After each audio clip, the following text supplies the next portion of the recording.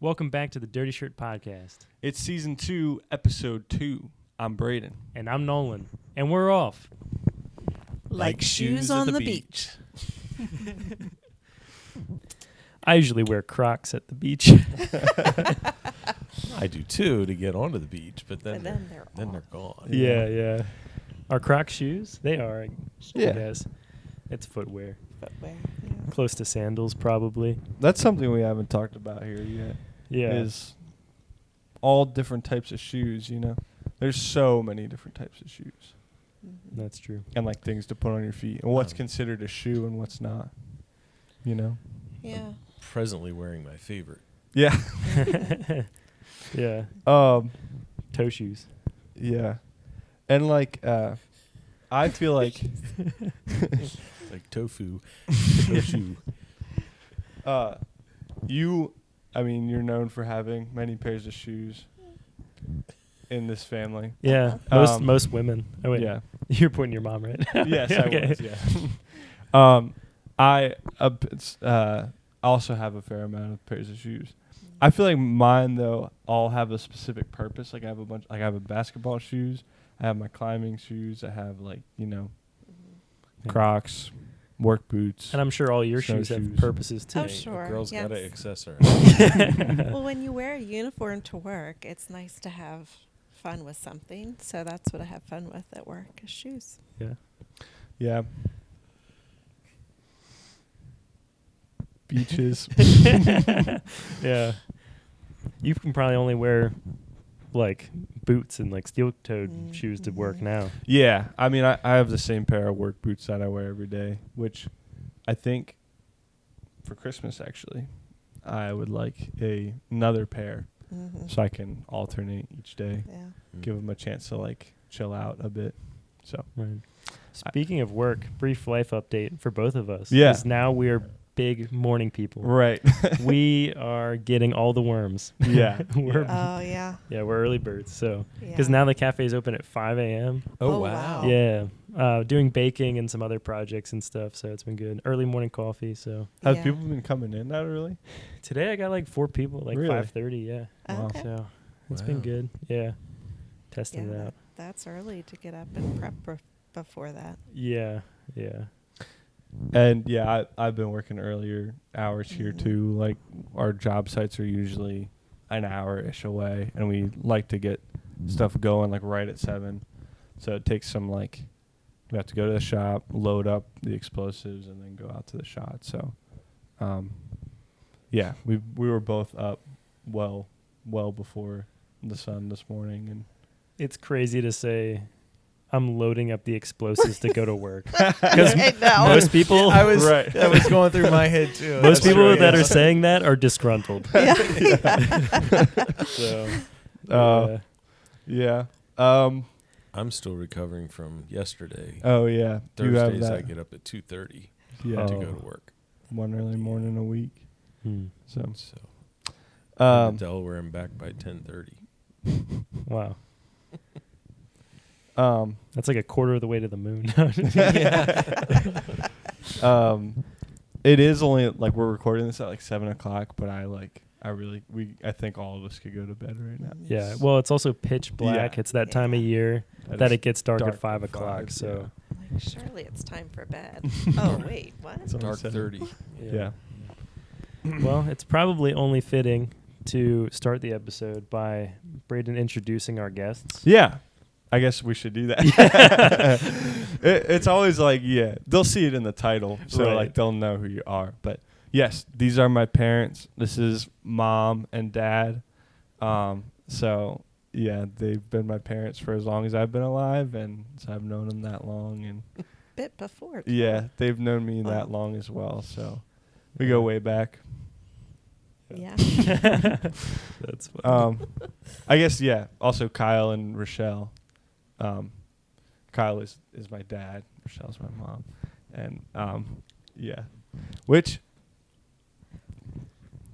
this I tell you all that, but I also secretly lied to all of you because Rochelle is not your first name. No, it is not. Which I remember when I found out that Rochelle was not your first name. I was like, what the heck? Yeah. Mom's been lying to me for all these years. I know. Well, you kept telling me it's not your real name. Well, it is my real name. It's just not my first name. Yeah. Yeah. Yeah. So that's funny, but I don't know if I'd Yeah. have found you as attractive if you were a net. Oh, really? Well, no, I mean, I love your name, Oh. Rochelle, and Mhm. that was, yeah. I mean, I don't know. It's not that it was a deal breaker, but I definitely like Rochelle better than Annette. Yeah. that was kind of a crazy way to lead that off. Yeah. I know. It rolls right? off the tongue. It feels foreign almost a little bit. Annette. No, Rochelle. Rochelle. Yeah. Yeah. Well, Exotic. yeah, it's funny. Yeah, that's There was the French girl at camp this summer that was like, I think we ended up calling her. A lot of people ended up calling her Rachel, but I think her like name, how like people would call her in France was like Rochelle. So Right. Mhm. Traveling around in Europe and they're like, Rochelle. Yeah. Right. Well, I had a cousin well. growing up named Rochelle, Mhm. so Rochelle was just kind of like this, a little bit of an exotic twist on that. Yeah. Hmm. I mean, I still have a cousin Rochelle, but Yeah. I Yes. knew her for a long time before Yeah. I met Rochelle. Mhm. Speaking of, how Mhm. did you guys meet? Well, let me say this first. You know, he said maybe he wouldn't have found me as attractive if my name wasn't Rochelle. I'm just glad that we officially met when we did and not a bit before that Oh, when he brother. had the hair and all the things. We'll have I to- was- We'll have to see. I'm gonna try my best to like get my hands on some pictures that we can pop in the episode so you guys can see pictures of all these different things as we're talking about it. But yeah, so if you're only listening here and there, pop in and like into the video and see what we got. But yeah. So I am a child of the 90s and 80s, and so before we met, I was way into metal music or hard rock at least, and, the long hair and mullet look, so Perm and everything. yeah. I've seen the pictures. It's pretty good. That's awesome. Pretty gnarly. I You think knew like, Nolan had a perm for a little bit. yeah. I think I do remember. I'm like every dad, I feel like has to have like a classic phase of like long permed hair. And I was like, if I don't do this now, my children will never have like something to like look back and like make fun of me for. Yeah, it's Yeah. imperative to the dad lore. Yeah. Well, Yeah. so while Braden I doesn't had- need a perm to get those curls. Thanks to mom. I had the mullet look back then, but after 2020, I let my hair grow out and went. I had never done it all one length and long that I could pull back all the way back in a ponytail. So we did that during COVID. Mm. I was inspired by Braden to Right. Yes. go Yeah. for that. Yeah. It just, I don't know, with all my gray and white hair, it didn't look so hot. So didn't last long. I Yeah. did it and then got rid of it. Yeah. That's funny. How much say does your wife have over your hairstyle?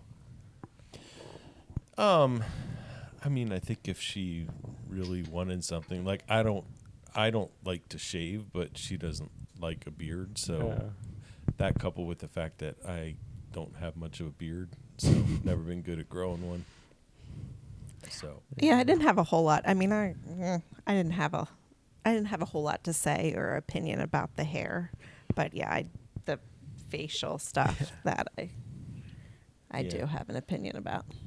I mostly wear it short just because it's low maintenance. Yeah. Simple.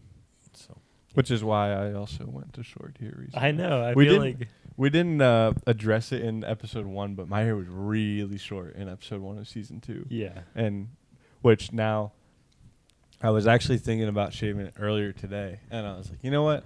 I think I want to let it grow out for all of season 2. So keep your eye on that Yeah, Hmm. that would be as we fun.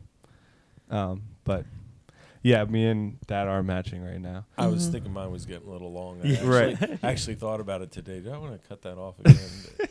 That's Yeah, I funny. like it. Which we've done matching haircuts over the years. Mhm. There's, I think, a picture of us We have with a picture. mohawks. We did mohawks for creation, which Yeah. brings us back to the original Oh, question. yeah. How did we meet? So Yes. we might as well take advantage of that segue. Yeah, yeah. So, in 1994, I had never been to the Creation Festival, and Which is a was a large Christian music festival. Takes place about 3 hours from here. And at that point, it had been going probably for close to 20 years, Oh, something yeah. like that. And but I had So. one of my best friends actually ended up being my best man on my wedding. He and I decided to go. I think he had gone the year before, and so I had dated a lot through high school, but a couple years, I graduated in 90, so this would have been 4 years after high school. I hadn't had a serious girlfriend for like 2 years, and I mean, when our era growing up, a lot of kids got married like right after school. I think we're seeing a kind of a trend. You guys, your friend group has trended back towards that. Absolutely, But like yeah. we, for a lot of years, saw where kids were starting to wait a long time, till they got done with college and stuff to get married. So it was less common. But back then, so I was starting to feel like I was just ready to get married. Like I was like, I want a girlfriend. I want to move on to the next stage of life. How old were you in 1994? 94, I would have been 22. Got it. So, yeah, I know it's really not that old. Well, But I was just thinking, I've been feeling like that. We've talked about that on the podcast. I'm 23, so yeah. So, right there, and so I went to creation. Like, okay, God, I'm starting to have this longing, this sense. Where would be a better place to meet a girl than at a Christian music festival with 80,000 people? Like, of course, there's got to be one there for me, right? So, why don't I press pause there and you tell your mindset going to creation and your history with creation? Yeah, so I had been going to creation for a long time. We went with church or with my mom and group of people, and so I had been going like the whole festival for a long time, and it's like there's one right beside you. Oh, I didn't see that one. Here, you can put that on your side. So at that point, I was home from a year at college and was just having fun with a group from church, one of my closest friends, and I also hung around with a bunch of guys from church. And so we decided, hey, let's go to creation. We just went for Friday night into Saturday. So It's usually a full weekend thing. it's usually when it started Wednesday to Wednesday Saturday. night to Saturday night. Yeah. So, but I that year was just going for Friday night to Saturday, and had dated a guy in college, and I was like, I don't want anything right now. I just want to have fun. So, got to creation. My buddy found some girl the first night that he thought was cute, and she was much younger than us, and they started hanging out, and I was not interested in any of her friends. Just so long story short, we went through the whole week, and I was getting kind of discouraged because I hadn't met anybody, and I really went out there kind of believing I was going to meet somebody. And so it was Saturday night or Saturday afternoon, and we were actually hanging out with some other friends, and we had mutual very good friends who were dating. So her really good friend was dating my really good friend. And in the afternoon, they said, hey, when we get back from creation, we need to introduce you to, I knew her cousin, Ryan. We need to introduce her to Ryan's cousin. It's like, okay, whatever.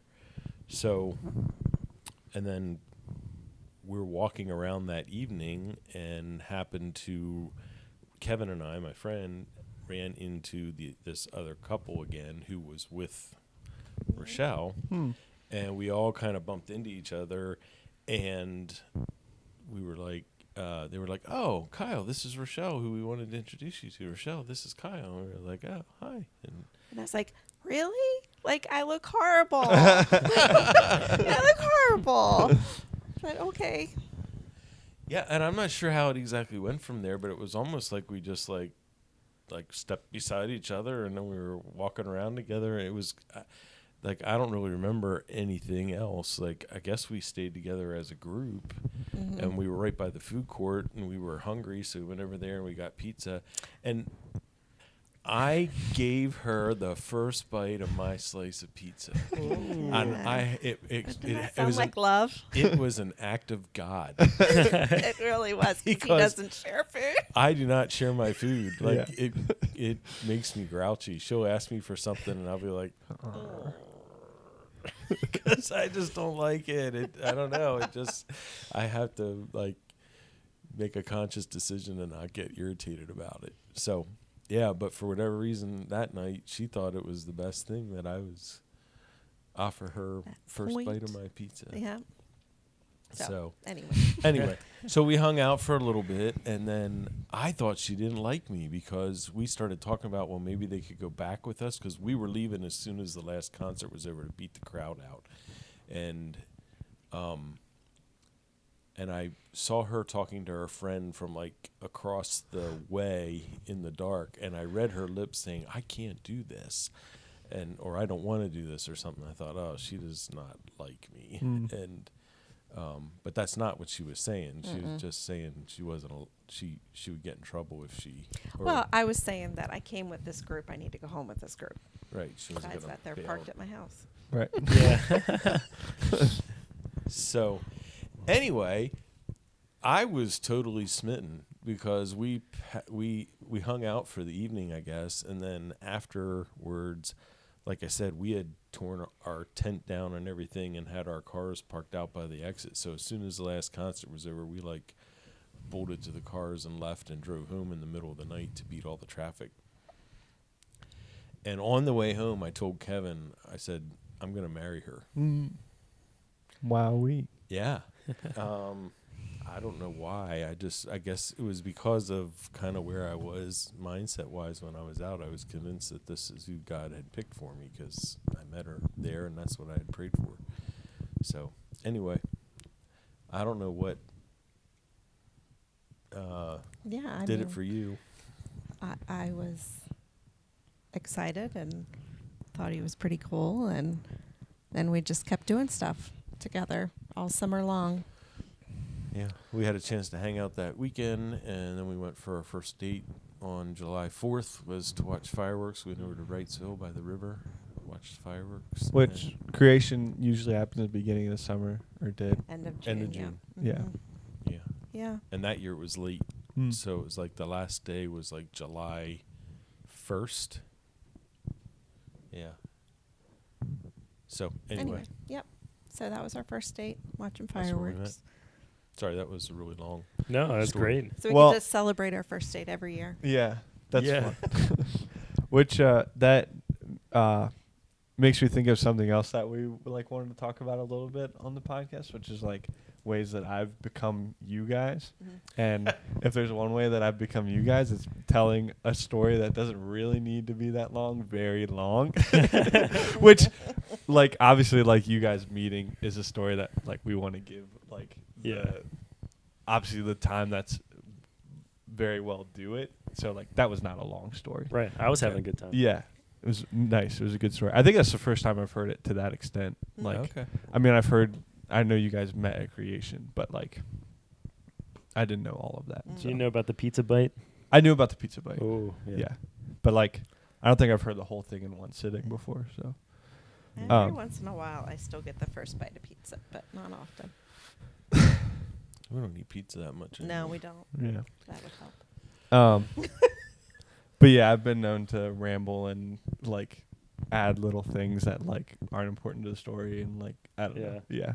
It adds to the Ambiance. Yeah. Storytelling. Color of the story. Right. We're very different that way. right play by play. You and I. Oh, yeah. Like, For sure. Kyle talks in paragraphs, and I'm more of like a bullet point kind of. Okay. Yeah.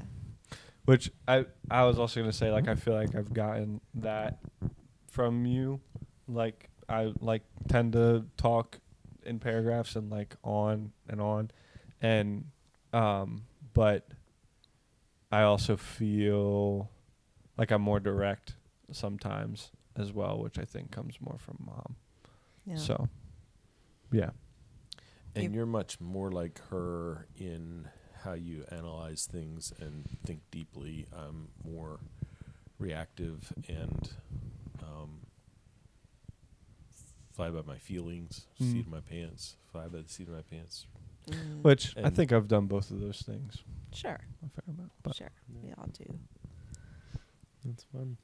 I think it's interesting too that like you weren't really looking for anything, but Right. you kind of were. Mm-hmm. She almost It's kind like, of a she almost like didn't want anything. Like her Mhm. like she didn't say it, but the relationship she was in at school was bad. Mm-hmm. And so she came back like, I just need a break. Like she was not looking for anything. Mm. And so the fact that that's why I think even more just feels more like a God thing that the fact that she was so attracted when she was not looking for it, it Yeah. just seemed, Mhm. Yeah.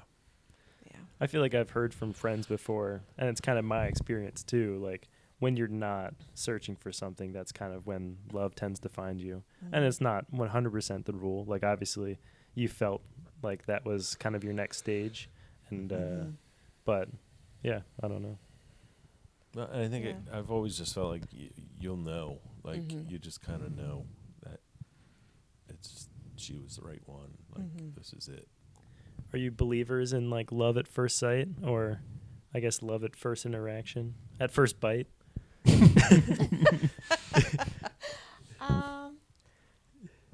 Well, I don't know. Like I feel like I did know pretty quickly that this was something, or he was somebody that it really could be.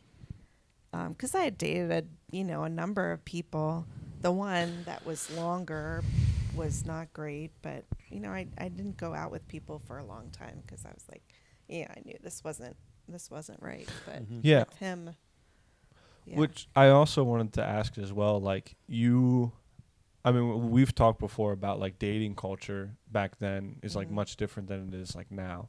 And like we touched on it a bit in the last episode that like I feel like there's a lot more pressure around like dating these days, and like if you're like people are very much along the lines of like, or at least in our circle, I don't know that, and you can disagree with me, Right. but And, that like, more if you're conservative dating, views, if you're dating, like you should be like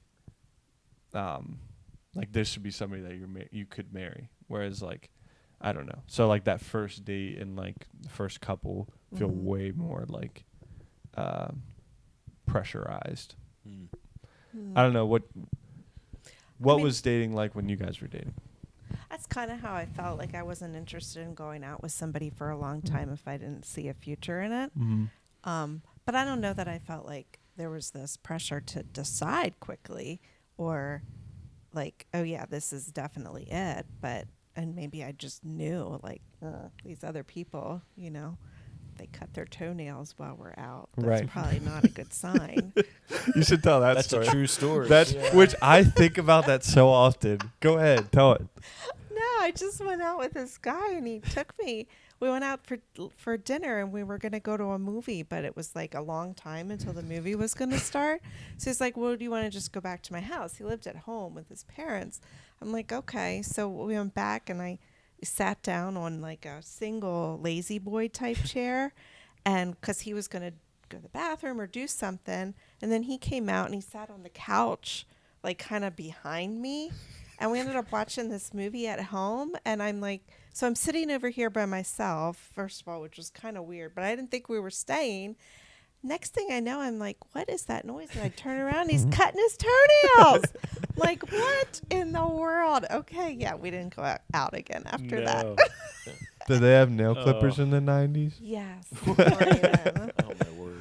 Personal That old. hygiene is something to not be done on a first date. No. I just like that gave me a flashback. It wasn't on a date, but we were like at a restaurant with like my grandma and like some family, and like right after we're done eating, just immediate flossing. And I was like, Oh, yeah. no. And then she's like, floss? I'm like, I'm okay. And then like her like other son, she was like, you need to floss. And he's like, I'm okay. She's like, floss? And we're all like, whoa, you don't have to floss. That's funny. so funny. Which Very funny. so you like I've heard that story before, the nail clippings guy, and like that's made me think of like when's an appropriate time to cut my nails. You know, like because there's times when it's not not appropriate. First date, not appropriate. Mm-hmm. Yeah. I At a football game, not appropriate. Yeah, not appropriate. Yeah. I was at a course the past 2 days to like get my MSHA training done, which is like OSHA but for mines. And the dude who was running the course, while one of the videos was playing, he was cutting his fingernails over at his like teacher's desk. And I immediately thought of like, is this an appropriate time to cut your fingernails? I think I some guess people so. are really neurotic about it. Right. Like Yeah. same with the flossing. Like, Yeah. Right. I've been out with people like in a restaurant and they finish and they pull one of those little things out and maybe not do all their teeth but a couple spots. I dude I worked with at Paul B would like when we would be talking after lunch, he would be there flossing. Yep. I understand checking. Like people Sure. get. I feel like people get overly embarrassed when there's a speck in their teeth. Like it happens which, to everybody. Yeah. Mm-hmm. Like Who you know, cares? McKenna would be like, "You didn't tell me." Like I was talking to that person for 5 minutes. I'm like, "It's not that big of a deal. Everyone gets a speck." Yeah, and it's more of a thing to like. It's more of a thing to call attention to it in the middle of like, Right. the Yeah. interaction. Wait or till you're whatever. done. Yeah. Oh, I don't know. I want somebody to tell me. Like, Yeah. I'm that person. I'm like, you have this because I would be horrified if Yeah. you didn't tell me. Which I think Yeah. is also fine. I tend Yeah. towards that too. Like Yeah. if somebody has like I don't know, toilet paper stuck to their foot, I'm gonna tell them. Yeah. Yeah. Well, yeah. What was I saying? Oh yeah, nail clippings. Yeah. Yeah, and like I recently, well, in the past like year, I keep clippers in my car. That way, like it was mostly because when I started playing disc golf, like I don't like throwing with nails, so like I'll just. But it was a game changer when I realized that you can, if you cut your nails outside, you can just let the clippings go into the like into the open True. air, you know. Uh-huh. And so like, cause we always like, I remember growing up like you cutting my nails like after a shower or whatever, because they're like soft and like easier. And so like it was just always inside for me. And then like, oh, I could do this outside. That's way better. That's So funny. yeah, now I almost That's always true. cut my nails outside. Yeah. Yeah, but The winter is gonna be tough for you. right, You're yeah, gonna be shivering as you're cutting them. yeah. Yeah. Hey, Cutting your what can nails you is do? always better than chewing or peeling your nails, though. Yeah. I mean, Which that has never been Yeah. a problem. I've never Right. been a nail. if you do that, biter. stop doing that. Yeah, Mhm. that's a nail biter. Oh no. Yeah. Yeah. I can't bite my toenails anymore. I can't get my feet. Anymore. I never bit my toenails. Yeah. During the movie. Oh man. You probably would have left mid-movie. Forget the second date. There's not even a first date. Okay, but too like it. Another a funny story from our dating. Mm-hmm. So it was pretty early on. I don't know where you're going. Well, I'm lucky that her parents let me continue Oh, to date her. yeah. Because why? Her parents called the police on me. Oh, Like nice. the first time I picked her up at her house to go out. Mm-hmm. Yeah, picked her up and we went out. I don't even remember what we did or where. That wasn't the 4th of July. That wasn't our first date Yeah. because we met that time. I think we went to Other Anyway. Choice or something. We did something, and we ended up going back to my house to watch movies. We were with another couple. We weren't alone, but my parents weren't home, and so we were. And I'm 3 years older than her, so I was 22 and you were 19. And anyway, so we're watching movies, and it was like 2:00 in the morning, and for all you young folks watching the podcast, this before everybody was carrying a cell phone or pagers or anything like that. You had your landline phone, and that was it. And my phone rings in my parents' house, and I answer the phone. They're like, "Is this?" He said, "This is Sergeant So-and-so with the Mountjoy Township Police Department." I'm like, "Yeah." He's like, "Is Rochelle?" Oh, we're not saying names. Shoot. Sorry. Yeah, I got it. Is Rochelle so-and-so with you? And I said, yes. Can you put her on the phone? I'm like, sure. So it's like, I don't know. Are you okay? Yes, he asked if I was okay, and I'm like, "Yep, I'm fine." He goes, "Well, you need to call your parents." Right now. I'm like, "Really?" So, Yeah. I wasn't. But So yeah, we just weren't thinking about it. I had been at college. Yeah. You know, I didn't have curfew, whatever. So, Right. Whoops. Mom, I And I finally could- found somebody that watches movies and doesn't clip their toenails. Yeah. Don't ruin this for me, Mom. having fun. It's only 2 a.m. so I'm driving her back to her house, and she is furious at her parents, and I'm like going, "It's okay, I get it. It makes sense, you know. And like they don't know me. The police found me by her dad knew they knew my name, but her dad had my last name wrong. Because I couldn't remember what his last name was. It was close. There were 2 names. I'm like, it's one of those 2. Yeah. So they had close to my last name. They knew I lived in the Lidditz area, and they knew what kind of truck I drove. And they were able to track drove. Came out. So they were able to track me down from those 3 pieces of information. Wow. Yeah. And but they were worried because she didn't take her purse with her, so she didn't have any ID on her. They didn't have any way to get a hold of her, and they were surprised that they had just met me. They didn't know anything about me, and Out she till was 2 out a.m. till 2:00, and yeah, so I get it. Is that Ford Ranger? it was the It Ranger. was the Yep. Ranger. You've told me about that plenty of times.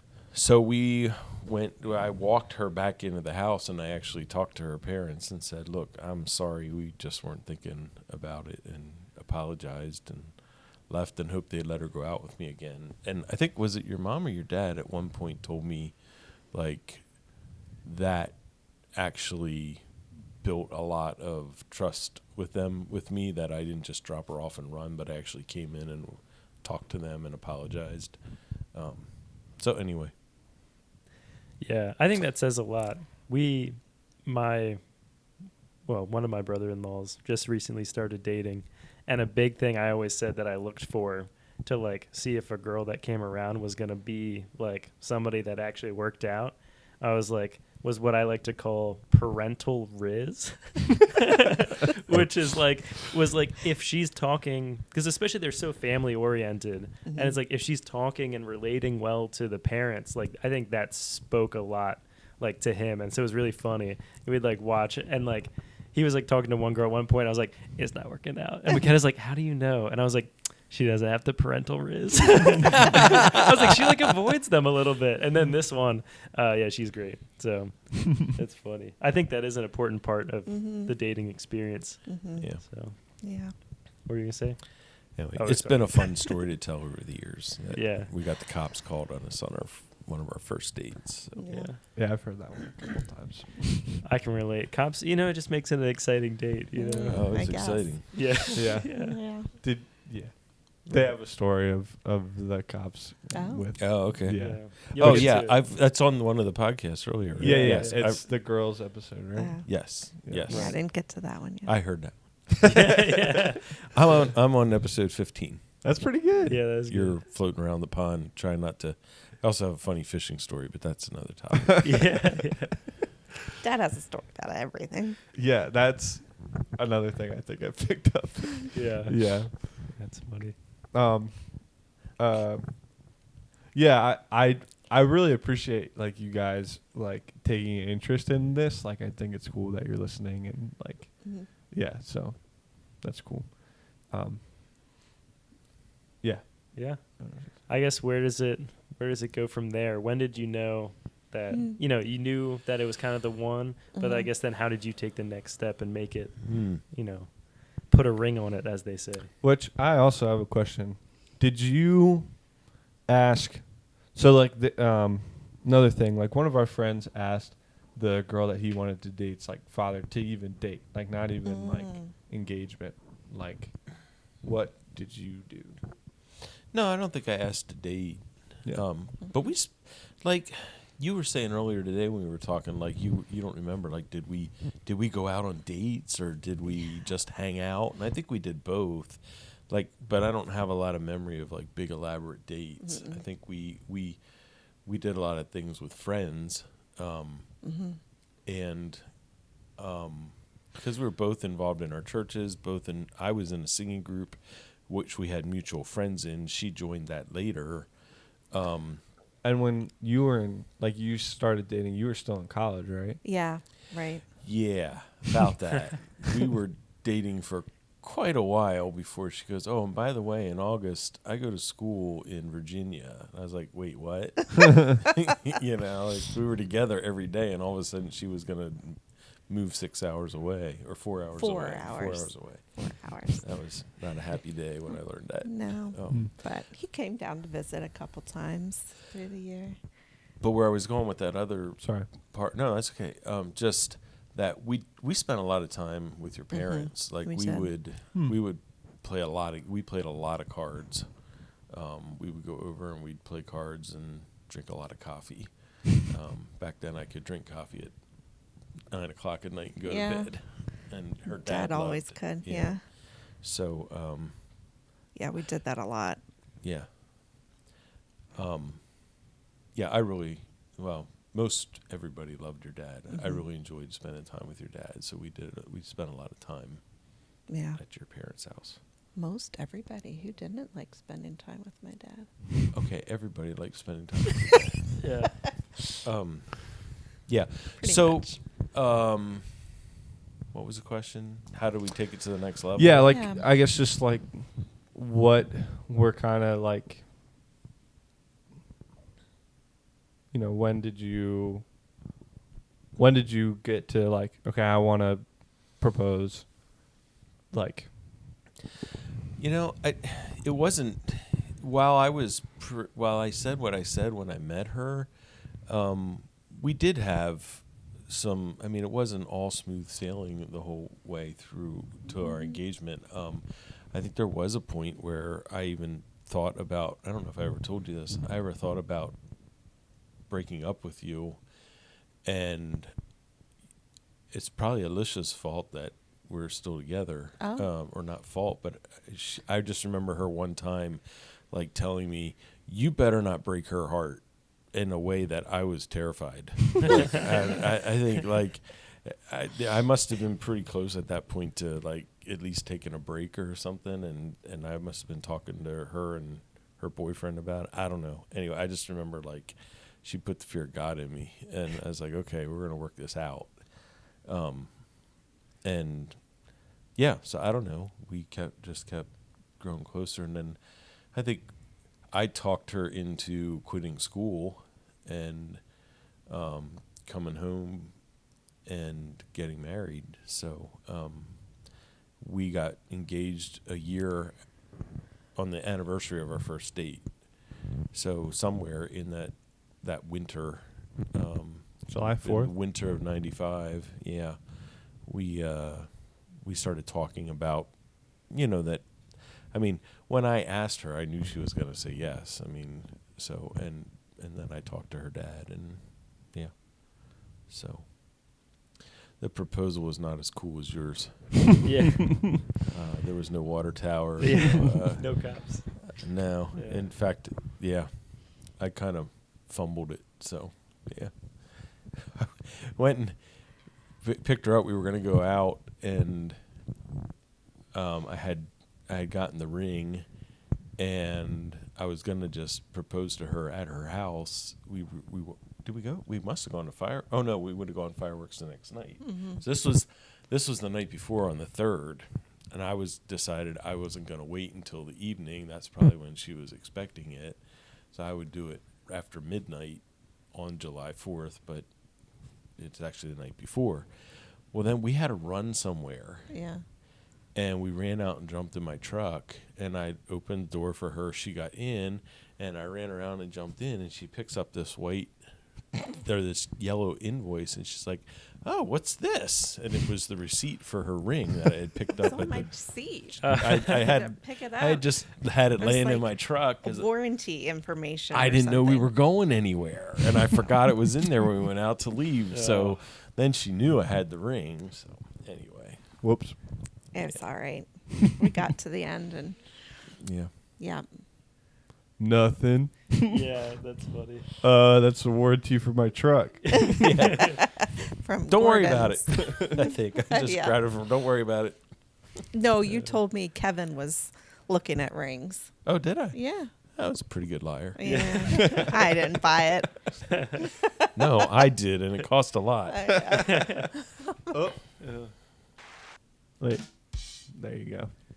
Nice. There's a little soundboard board, on there. yeah. That like that was a little rim shot, like a boom. Oh. There you go. Cool. That's funny. What do they say? 3 months salary? Is that? I don't know. Oh man, Is that the I would- standard? Still? I don't know. I just had a number in my I head. think that is. I worked pretty hard to get to that number, and that Yeah. was it. Yeah. The nice thing for me was I wasn't making that much money when I got engaged. So 3 months was like, all right. I ain't that bad. Yeah. That's funny. Yeah, it's pretty crazy. Yeah. Mm. Yeah. It is funny. Like a lot of engagements is like comes from a tradition of making sure like the woman like has some sort of backup plan or something. So buying, a big gemstone that has inherent value would be something that they could fall back on, which is funny because I heard a lot of like engagements in China, they have to actually rent out another apartment for a whole year, or maybe it's the first year of marriage or something. So like in case they were to like break up or something would happen, like the girl would have a place to live. Oh, And I was wow. like, so there's just like different cultures of like ways to do that, but yeah. Yeah, I also was gonna say. So like you proposed, I guess, in winter of '95. No, July July 4th. Oh, right. So, but didn't you get married in '96? Yes. Mm-hmm. So you talked. You said you talked about it in the winter of '95. Yes, in the winter time was when we started Right, because making the decision that we were. I always think December Gonna when I get think married. winter, but it's Mm. not really. I guess. Yeah. But so yeah, that makes sense. Okay, so yeah, so I guess that because I know your anniversary is June 6th, right? June June 8th. June 8th. I always think it's June 6th. Yeah. Well, just know the numbers are different. Right. It's not 6668. Right. June 6th. 8th. June 8th. Buttery crispy flake. Yep. June 8th. So that's like a year-long engagement. Yeah. Did you find that was long, short? It felt long. It felt long. And I think that we would have gotten married sooner, but his sister, Julie. I know also, we would have. Yeah. We Julie had gotten engaged before us, Mm-hmm. and she was getting married in April. Mm. And so his mom asked us to give like that much time in between the she weddings. wanted at least 6 weeks in between Mm. our weddings. So Yeah. my it was sister, a lot. we let her pick her date, and then we went on the calendar. We went 1, 2, 3, 4, 5, 6. That's our date. There you go. That's funny. So I was a June bride. You could have went the other way, I guess.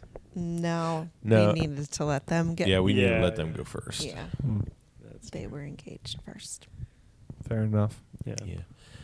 And I was in a lot of trouble with the softball team because when I picked a yeah. date, I didn't realize it was the weekend of a tournament that we played in every year. So all the guys were pretty Whoops. annoyed because we didn't play in the tournament that year because all the guys were invited to the wedding. So Mm. You some guys of could have them, played Some of- softball at the wedding. yeah. Mm.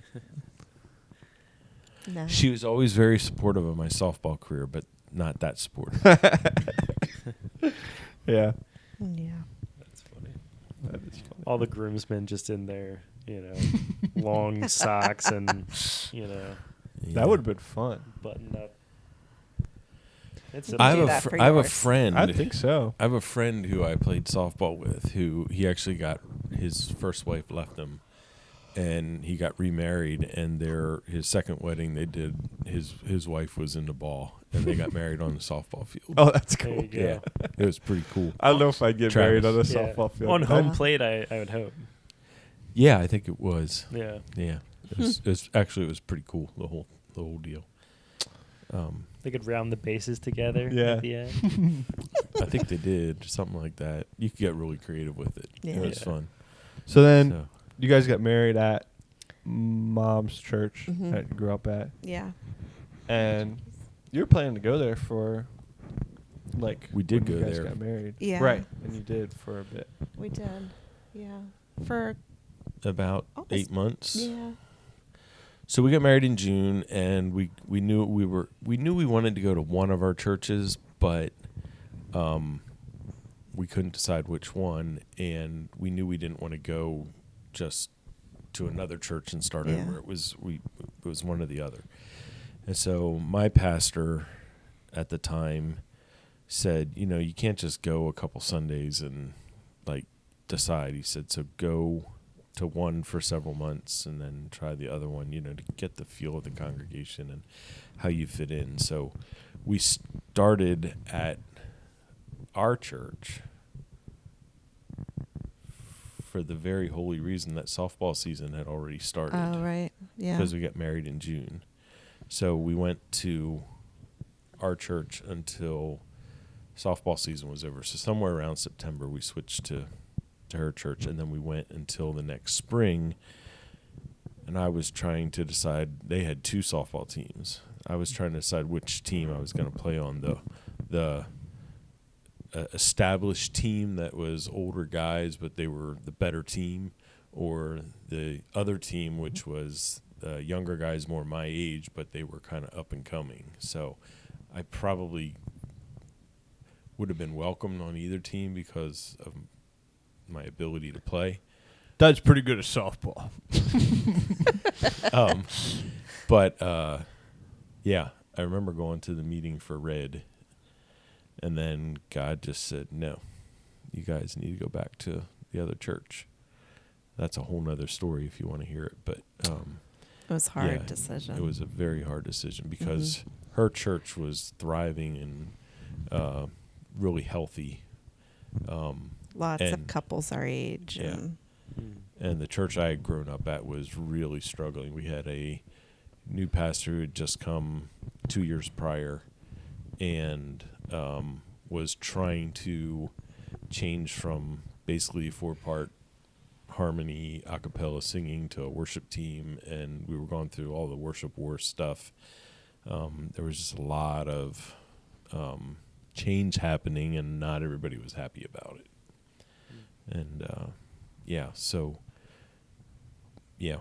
anyway, so we ended up, God got us to the same page on that, Yeah. and we went back to what was Hess at the time. Mhm. Yeah, which that all I feel like is, like, there was some stuff in there that you said, like worship war and that kind of thing. Like, I would be very interested to hear more about it at a future date. But Yeah, we could talk about that yeah, sometime. I'd probably bring it back to like Yeah. Us. Yeah. Yeah. So, Yeah. yeah. It was, I was kind of leading you there with my question though. So, no, yeah. but just to finish, it was, I mean, we could sit here for hours and talk about how from the time we got married through now, but especially in those early years of our marriage, how God very clearly led us, and going back to that church was one of those steps, where it was just really clear in how he lined things up. And Much against what we wanted, but what it was clear that he wanted us to do. And working through that as young married, it was hard. yeah, We had a lot of spent a lot of nights crying talking and crying, and because like, that's what we're supposed to do, but like that's not it what was I like want to do. we knew we were supposed to do that. Neither one of us really wanted to. I gave in much quicker, if that's the way to put it. And then, yeah. So a lot of nights talking and praying and crying.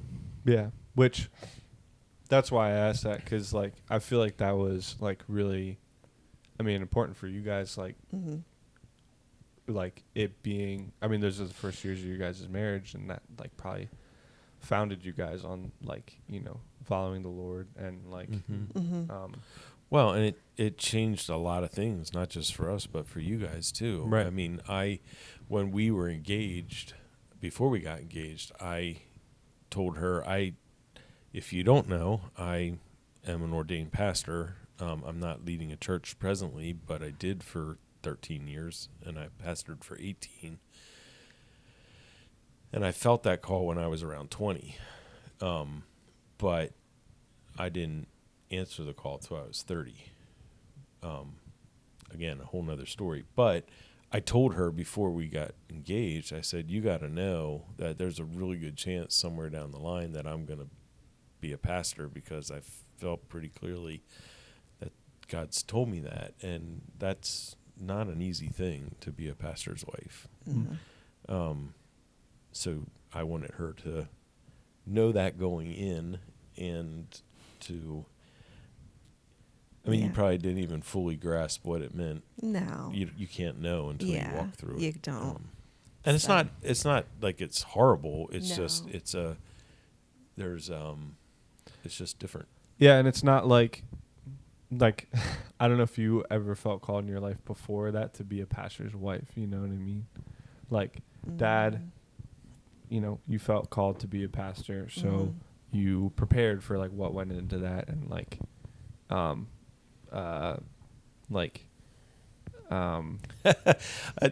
I have to stop you. I would say I didn't prepare. I pretty much pulled a Well, Jonah, man. It was like, yeah, Well- let's go to Nineveh. yeah, And I grew up in a church where it was a team ministry, so we Oh, didn't yeah. have one pastor yeah, that it was his wife. So my view of pastors' wives was very different than a church where you had a pastor and his wife. yeah. Is very different than the church that I grew up in. What am I trying to say? I know what you're saying, though. Mom would have never thought, like, growing up, like, Right. oh, I feel called to be a pastor's wife. Like, Yeah. I'm going to go find a guy who wants to be a pastor Right. to Yeah. marry. Yeah, I don't know. Just that, like, that. Not that it was thrown on you, because, like you said, Dad prepared that. Like said, this is like something I feel called to. But just that, like, you don't go like Dad went and got ordained to be a pastor. You don't get ordained to be a pastor's wife. I don't know. Just Right. yeah. Yeah, there's not training for Right. pastors' wives. Right. Yeah. Yeah. So I don't know. Yeah. It is an interesting process of like, it's so easy to make a decision for yourself. And then, you know, once you now have like someone that you care about deeply, someone that you're now impacting, you're making decisions together, it's a huge adjustment. So, yeah. For sure. How did you guys kind of like, you know, work through that? I guess you said through a lot of prayer and Yeah. And you just learn together. You know, it wasn't always pretty, Right. you know. Had a lot of discussions, long talks, and weighing the sides and praying and knowing, feeling what God was saying. It's a lot of that, and then just stepping out in faith, like. It helps too when you see very clear signs. It's not always like that, but there were steps along the way where it was just really clear, you know. So yeah. Yeah. So, one of these decisions that you guys made, to my knowledge, was waiting 5 years to have kids. What went into that? How'd you come to that? Did you feel like that was too long, too short? Well, I think we just we had friends who told us about their 5-year plan. They were going to wait 5 years to have kids, and like through some of the marriage counseling we did and stuff, just people had shared with us, you know, how challenging the first couple years of marriage can be. And so take some time to, you know, and that once you have children, it really does change things. I mean, it changes your relationship. It changes your ability to go away. Like even out for a date, you can't just say, hey, it's Friday night, let's go to Texas Roadhouse. Well, there wasn't Texas Roadhouse then, but anyway, we couldn't have gone anyway. Okay, so nail clippers, 90s, got them. Texas Roadhouse, no. I don't think so. At least not around here. Not around here. Got it. So, the encouragement was just take some time to do some things as a couple, that you'd like to do that you won't be able to do once you have kids, and build your relationship, like work on your own relationship, because once you have kids, there's no going back. Yeah, and there's not time to work so much on yourselves. So, yes, we're like, well, that all sounds wise and like a good decision. So, we made it 3 years, and I don't know. It's certainly not that we still didn't have struggles in our relationship after that, but we felt like we were at a pretty good place, and we just were really ready. We were ready to have a child. So, and we had heard that sometimes it can take a while the first time that you start trying,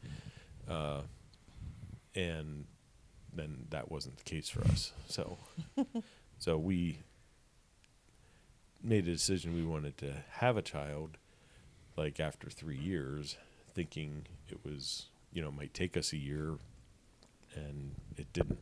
So yeah, we had Samantha,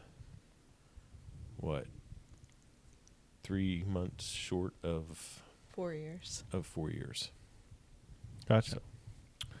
What was I going to say? Nuts.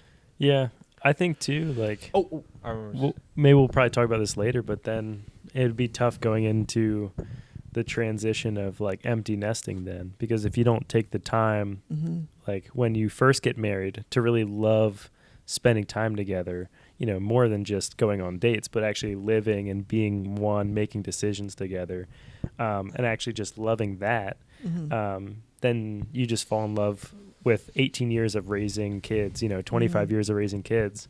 And then once they leave, you're like, what do we even do? Do I even know this person? Like, right. And I think you see that a lot. We have so many friends who have gotten divorced, or they hang in there till their kids graduate, and then, once kids are off in school, they get divorced because they just figure it's easier to start over with somebody else than to try and reconnect.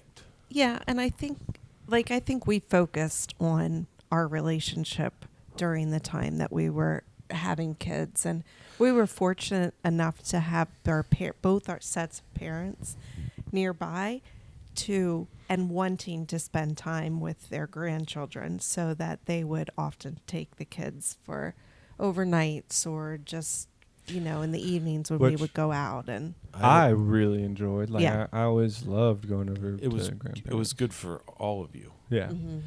And we, it's not lost on us how fortunate we were, how blessed we were to have that, because I know people who have nobody, like they have no relatives in the area, and they can't afford to pay a babysitter. So the fact that we could just say, hey, we need a night out,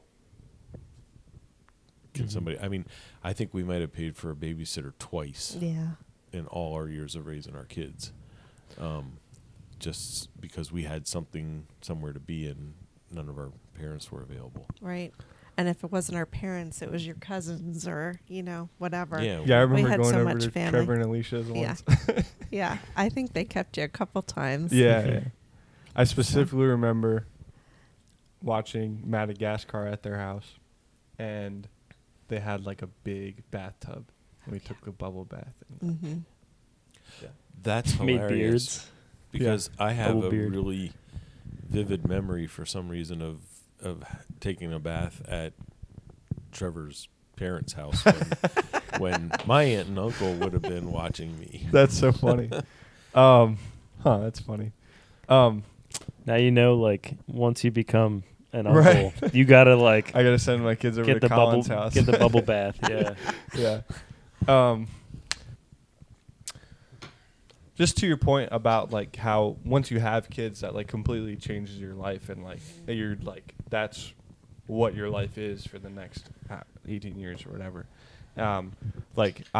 We have friends who've like recently had kids, and guy that I work with at the hardware store and a guy that I work with now, both of them are like newer fathers, like both like kids with like 4 to like 8 years old, and they like both have like talked to me about like how much like both of them are great fathers, like love their kids, but like it is all of their, effort and time, and like their every thought is bent on that. Like they work to provide for their kids and like whatnot. So, yeah, I guess the question is how. I mean, you talked about it a bit. I mean, you were prepared for that when you guys decided we're going to start trying to have kids, and you did. How was that different from your expectations, and how was that, taking on that burden? I think it's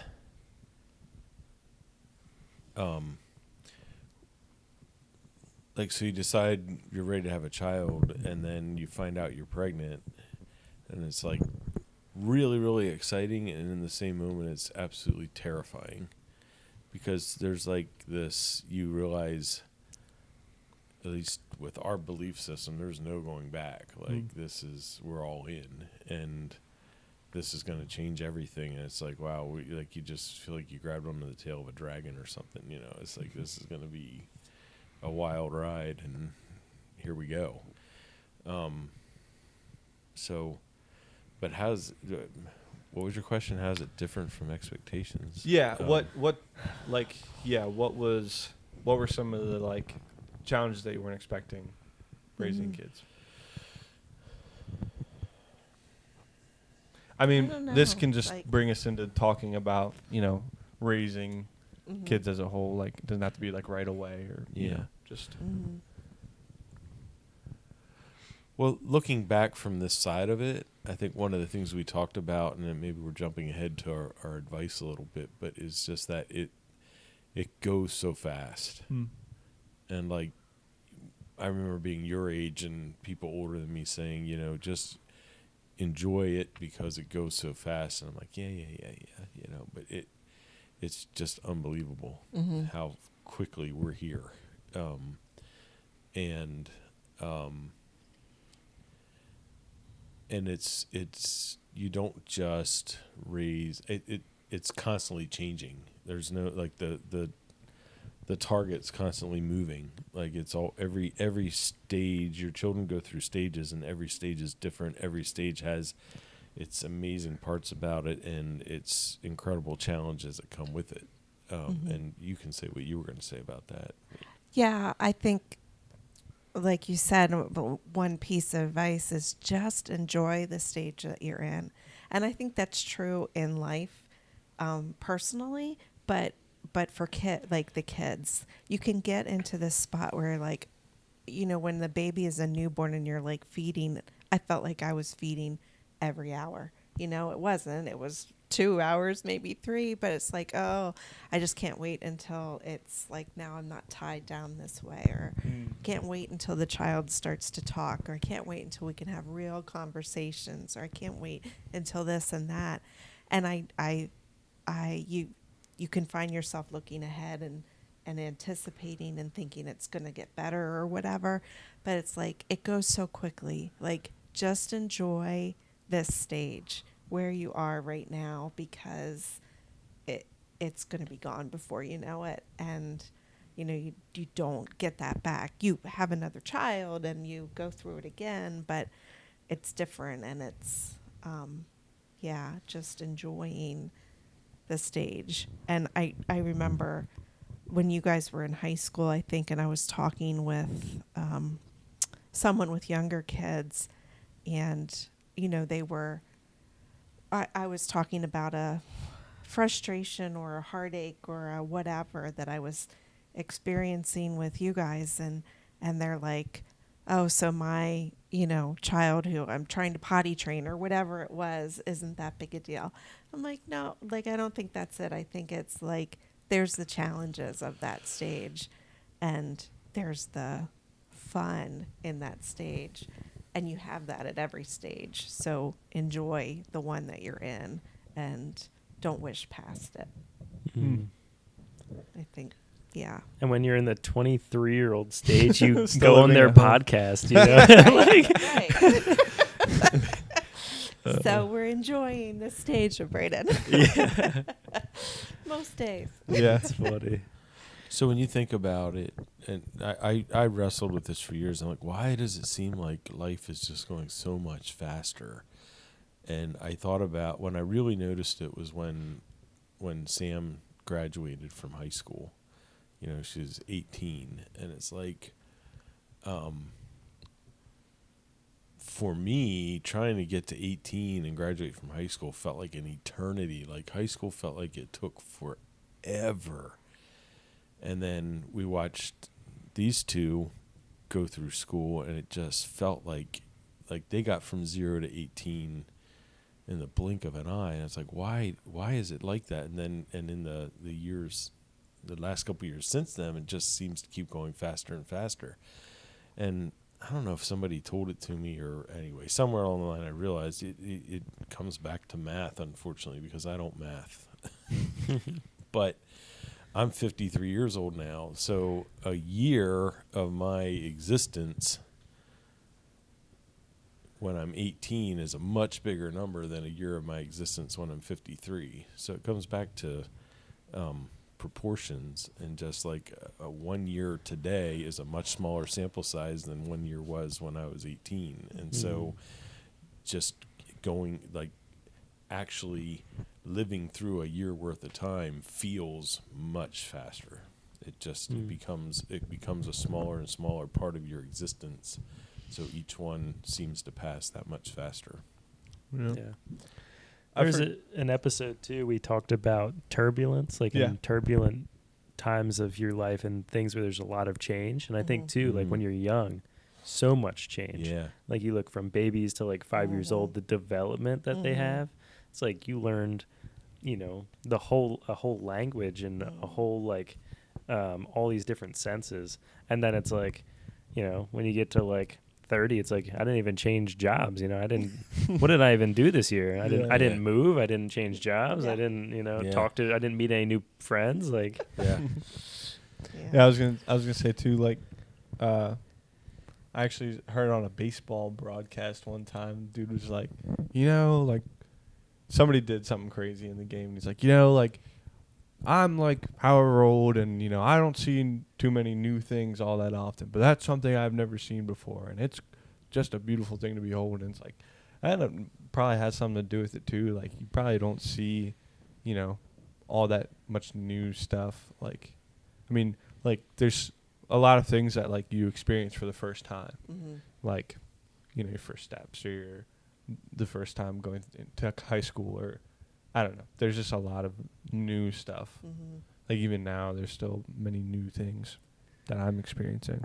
But like, yeah, say like you just said, like, things don't change. There's not new things. So.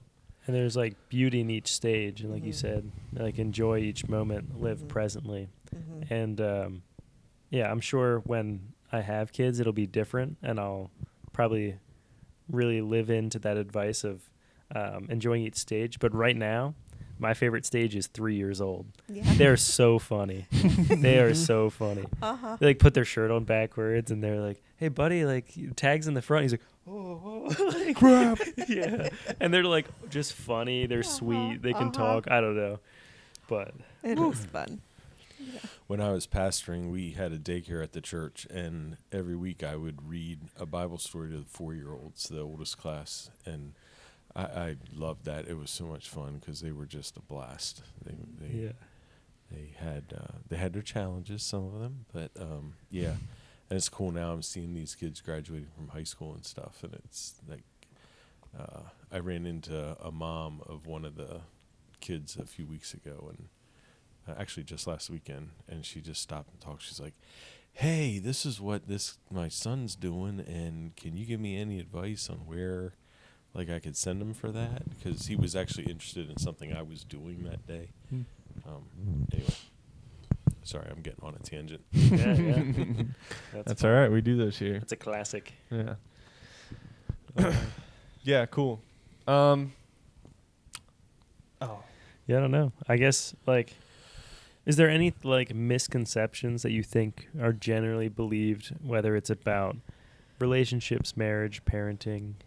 You kind of touched on one that made me think, like, why do people dislike in-laws so much?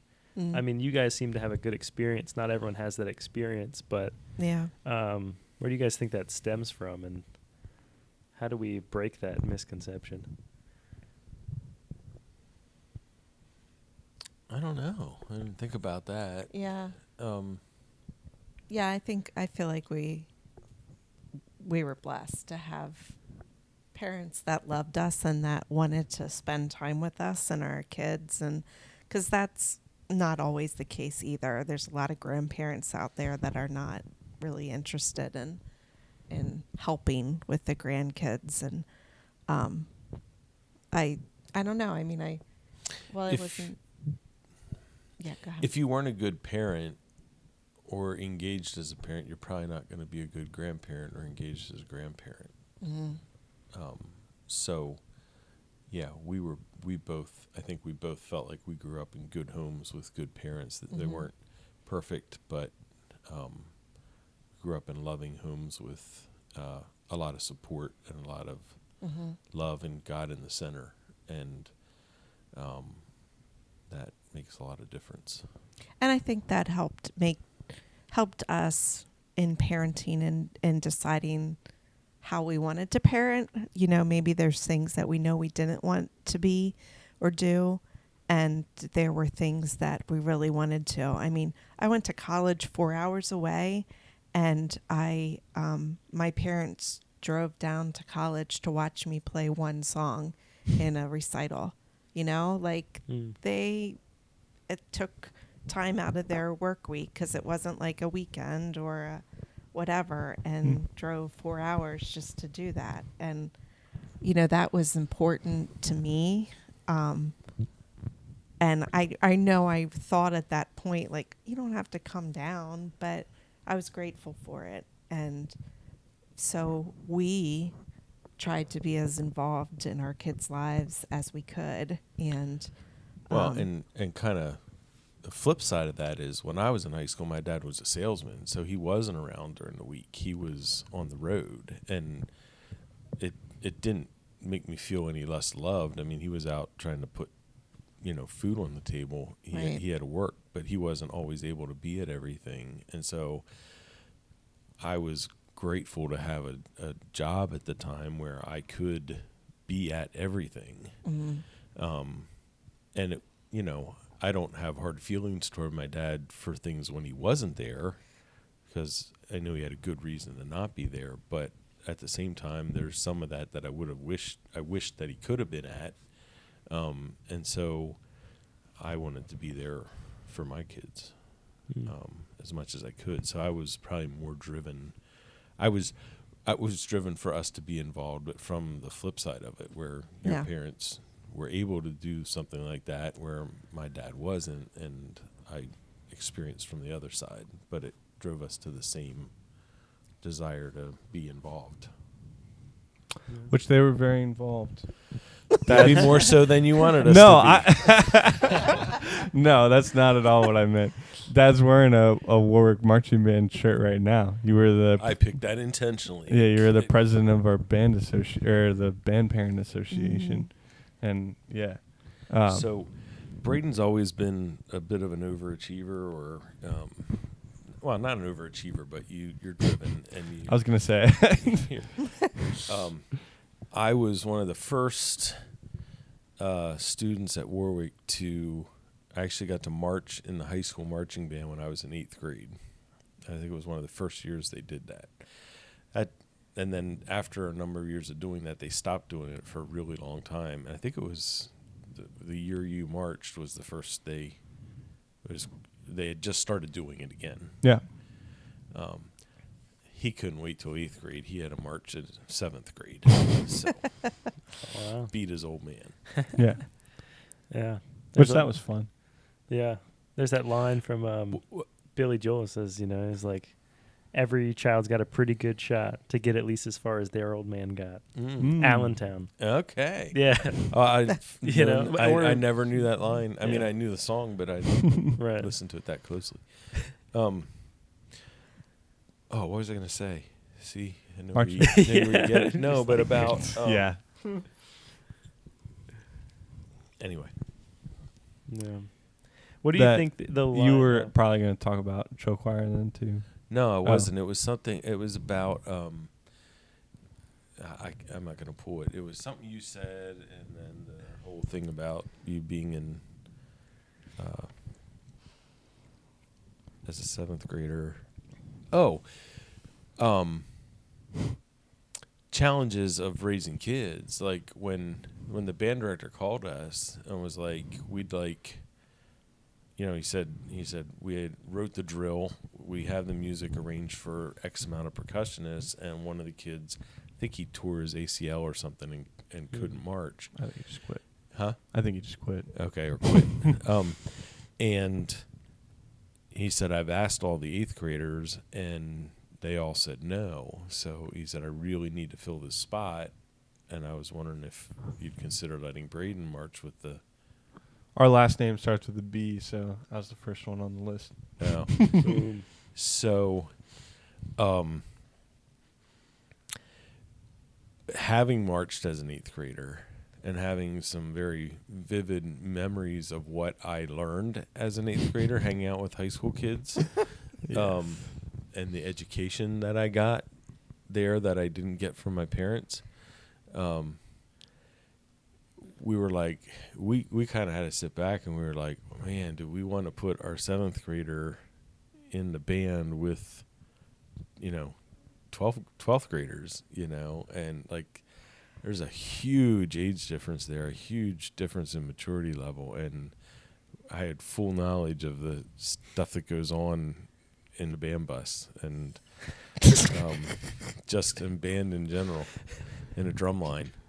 And you were up at camp with Mimi, and so we're like, well, if we know we can be involved, we can be there, and we can have at least a certain amount of eyes on the situation. So that's funny.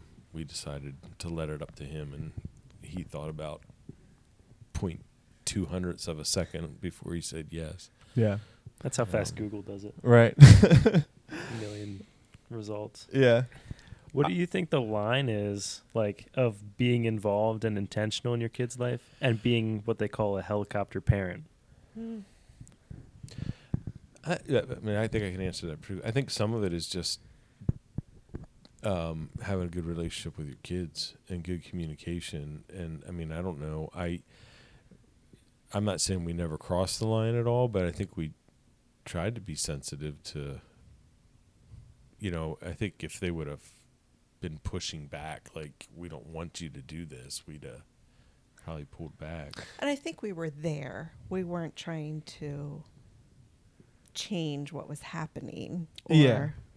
I mean, I'll speak from what I'd I like to hear. experienced. I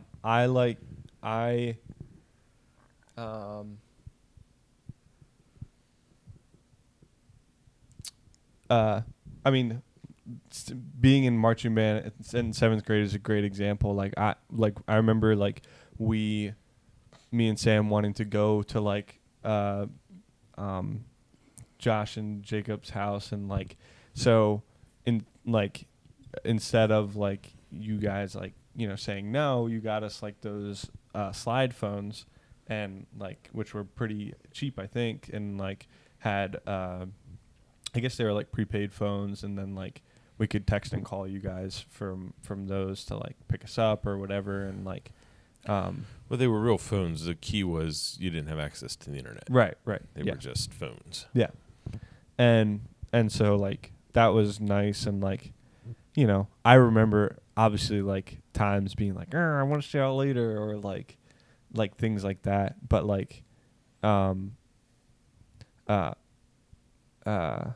and being upset by that. But I think that's every kid and ever is has had that feeling, and You whatever. have to have some boundaries. Yeah, exactly. And I remember And pushing those. Most kids want to push the Yeah, boundaries. I definitely remember pushing Mhm. those, and yeah, which yeah, but I like looking back on it. I think everything was very fair that you guys did, and like the other thing was.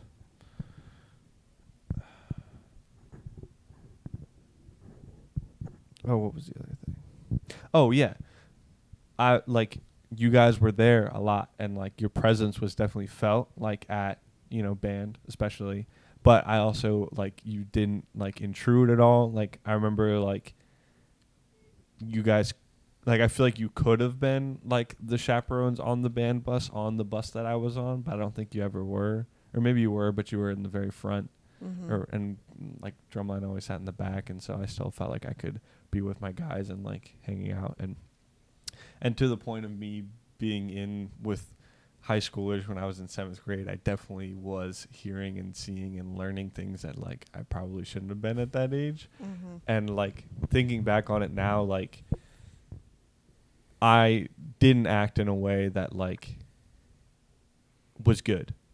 Like I remember being like thinking back on how I acted when I was in middle school, I was like, I cannot believe that I was like saying those things and like doing those things. But the realization that those things were wrong was so much more like palpable to me because I was doing those things. Like it's not like I was seeing my friends do them and like being like, oh, it's bad that they're doing that. I had to sit with the fact that, oh, I was saying those things and doing those things. And I was like, oh man, that was rough. And like I'm definitely better now because of that. And like I don't know.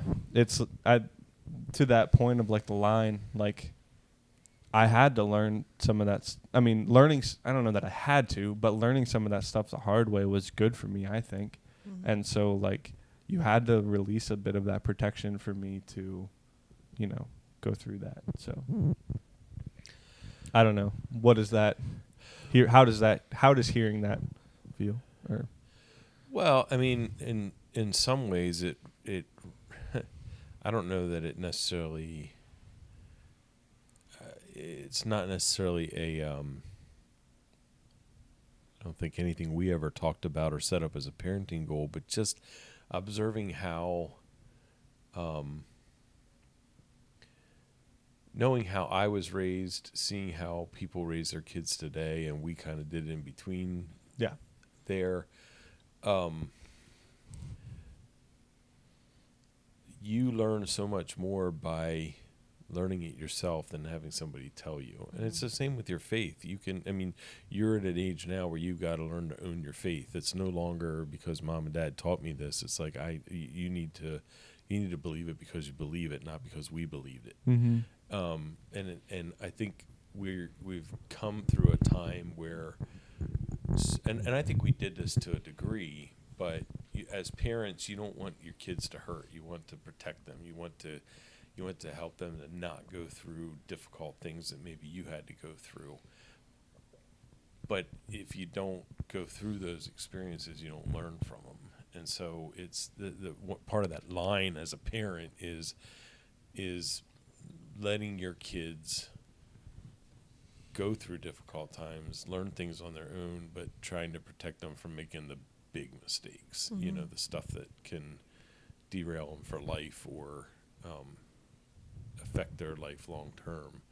I mean, not that the little decisions don't, but am I making sense? There's just there's some things you definitely don't want to let them walk into, but other things that they need to fail at to do better Mm-hmm. going forward. I didn't do cocaine in high school, so I think that would have derailed my life. Yeah, that's Yeah. that's good. Well, yeah, and as we were processing this conversation and whatnot, there's a lot of things that I wish, looking back, we would have been more intentional about in our family and choices that we made. And yet, I also look back and think, okay, we did okay with that, and we knew that there were things that you were getting exposed to that we would have preferred maybe not. or that you were choosing to do things that maybe weren't nice or good or whatever. And but I feel like we did talk about some of those things with you, but we weren't helicoptering in that, Braden, like, get away from them or whatever. It was later, like, do you think that's what you should have done or whatever. So, yeah, I don't know. I think it turned out okay. He turned out okay. Right. Well, I think you can be involved without being.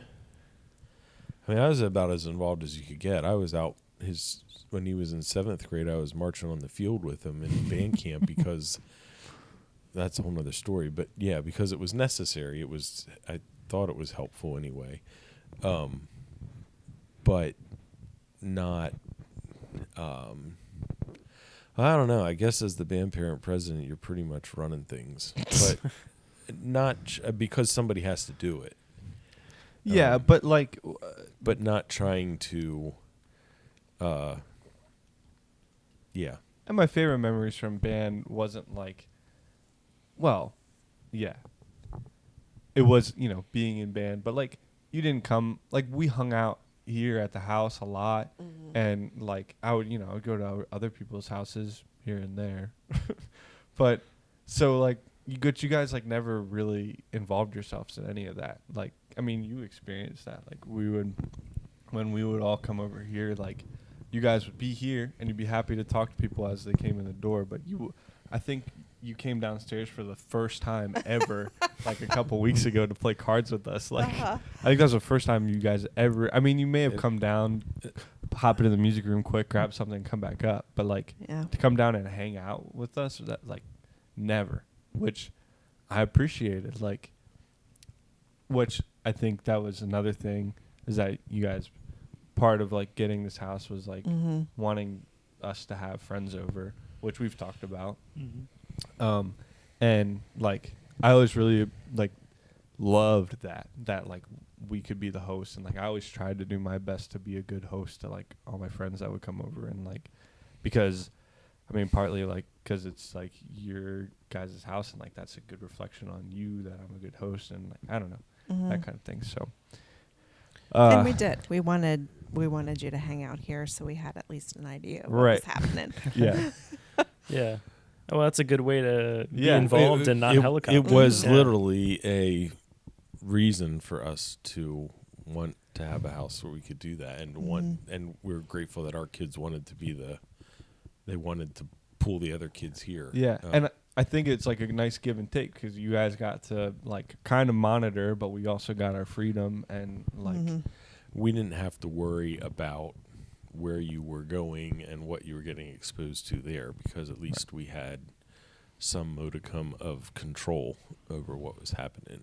Like we knew you weren't watching Halloween 4 downstairs or whatever, or at least not that we knew of. Yeah. I wouldn't want to watch that anyways. I'm not a big horror movie guy. No. I don't know why that popped in my head, that movie, but yeah. Yeah. I think like that kind of brings into like the full circle of like, how would you guys define, looking back on it, define success as a parent? Well, they're both still alive. Well, yeah, that's a success.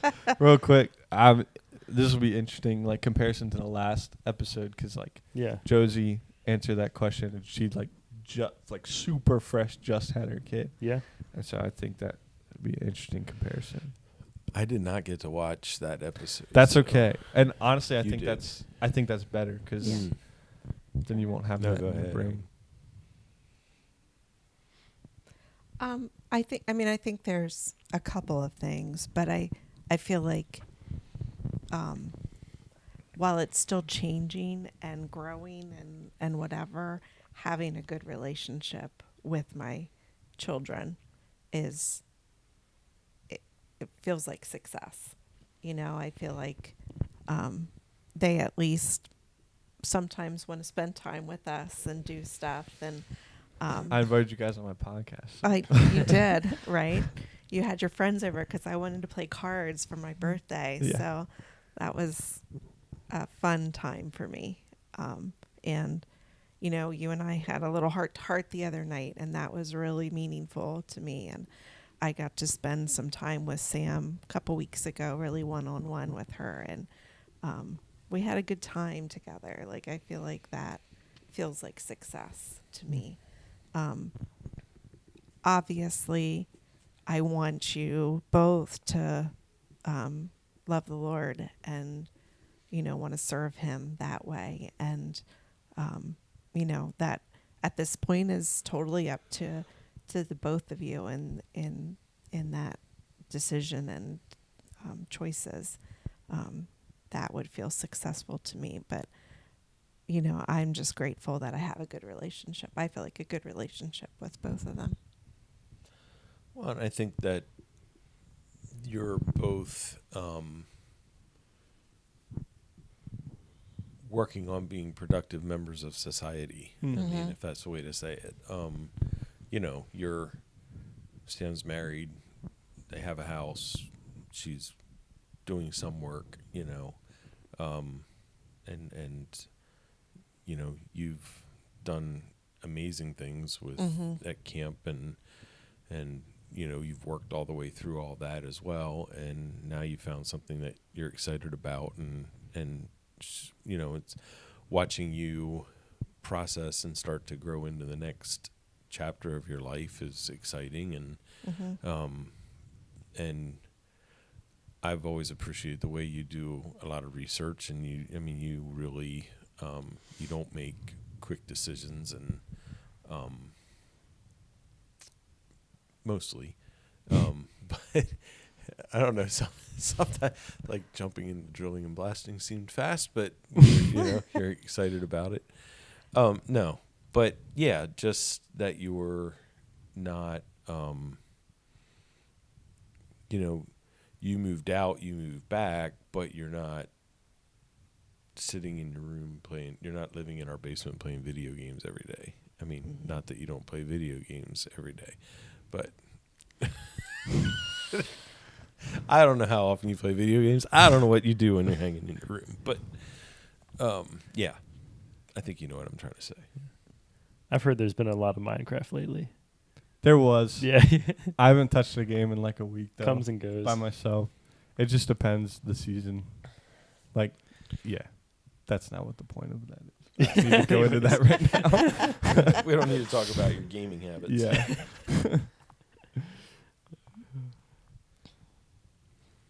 But yeah, so it's like Rochelle said earlier. I think looking back, there's, you know, hindsight's 20/20. We look back and we say, well, there's definitely some things we could have done differently, or maybe even wish we'd done differently. But the reality is, like we talked about earlier, life, you know, moving fast. The stressors of life around the family. There's a lot. We had a lot of stress. Yeah. In our lives, with Loss. yeah, and jobs and yeah, just change. Yeah. And I think that affected our parenting in maybe a negative way, but I think, yeah, I don't know. Is that where you were going? Well, I'm going with you. Yeah. I think, yeah, we had a lot of traumatic things that happened over the last 10 years. And Longer. yeah, almost 15 years now. So yeah, a lot of big changes that happened unexpectedly, and things that caused a lot of stress in our relationship and in our family. There's a lot to work through, and so, you know, when you're moving so fast, dealing with so much, you can always look back and say, yeah, we could have done this different. But I feel comfortable saying we try to do we did the best we could, and we always try to do what we felt God was telling us to do. and we're pretty pleased with where our kids are at in their lives. And again, we can look back and say, well, maybe if we'd have done this better, they would be, whatever. I don't even know that. Forget I even said that. That doesn't make sense. But you can always look back and say we could have done things differently. Yeah. And the reality is it can't anymore. So Right. You Right. can't change any of that. Yeah. So Right. Yeah. Cool. Yeah, I think this has been just a very powerful, wisdom-filled episode. It's Wow. been good. Yeah. I was really excited about this and getting you guys on. I mean, this is something we talked about when we first started. I mean, when we first started thinking about having guests, having our parents on was one of the first things we I thought remember of. you saying that in one of the first episodes. Yeah. Oh, I didn't get asked yet. No, we're done with season 1. Yeah. Maybe they forgot about that. It's fun, too. We get, an extra glimpse into, how Braden functions. Yeah. Yeah. I think it'll be funny, for people who haven't gotten a chance to really meet you guys or talk to you guys a whole lot, seeing you guys and how similar I am to you and I don't know. There's things that are just the way that we me and you talk so similarly, telling stories and whatnot, and even when you were trying to think of what to say, the way that you handled that was the exact same way that I handled it. It's wait a minute, hold on, that's coming to me. Wait, let's give me a second. let's back that up. The way you handle it Right? Yeah, is exactly the same way as I handle it. Oh yeah. Yeah. It's learned. You're right. Which is really funny because typically we're very much Sam is much like Right. Dad, and you are more like me. Right. But Well, in that respect, and I still feel that way. Yeah. But yeah, there's just certain things that I get from both of you guys. Yeah, and it's for sure. Yeah. Sure. But yeah. Was there any other advice or things that you guys had thought of coming into the episode Well, that you wanted to talk about? Go ahead. no, go ahead. You start Well, I was going to say that you had given us some suggestions about what we might talk about. We didn't get to tell any of our funny stories about Braden. I was also going to bring that. I was forgot it's about that. because it's been such a serious episode. Yeah. There's nothing wrong with that. But Yeah. if we want to end on a more lighter note, I would love to laugh at Braden through your funny stories. Well, and so I think we probably had a little bit more advice we wanted to share Yeah. too. So I don't know what you want first. You want the advice and then end However on it feels natural, yeah. haha, or what were you? You were going to go into something else about advice. Yeah. So go ahead, because I don't know. Maybe once you start talking, I'll remember. And I think maybe you kind of already touched on it, but I think one piece of advice that we would have from experiences that we have had is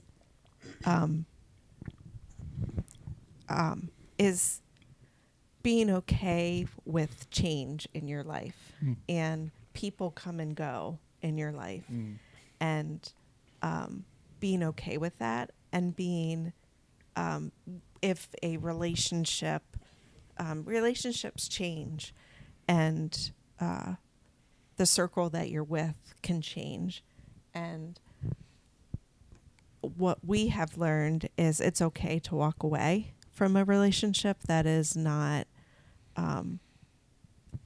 healthy, is not good for you anymore.